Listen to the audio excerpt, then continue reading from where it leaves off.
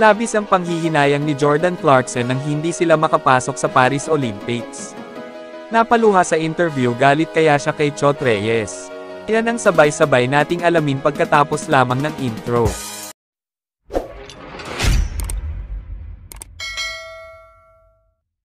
Jordan Clarkson may hinanakit kay Chot Reyes sa naging resulta ng Gilas Pilipinas sa FIBA World Cup. Lubos na ang panghihinayang ni Jordan Clarkson sa FIBA World Cup nang hindi sila makapasok sa Paris Olympics. Sa kadahilanan nga na wala silang naipanalo miski isa sa FIBA ang Gilas Pilipinas. Sinisisi nga ni Jordan Clarkson ang head coach neto na si Chot Reyes dahil hindi napapaikot ang players sa game. Napaiyak nga si Jordan Clarkson nung ma-interview siya sa presscon.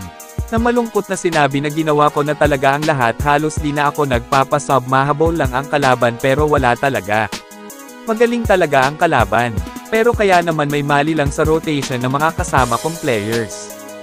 Ngayon ay balak nang ang bumalik ni Jordan Clarkson sa NBA sa koponan na Utah Jazz para doon na maglaro at kahit ano pa man daw pag kinailangan siya ng Gilas Pilipinas ay maglalaro pa rin daw siya at mahal niya nga daw ang Pilipinas.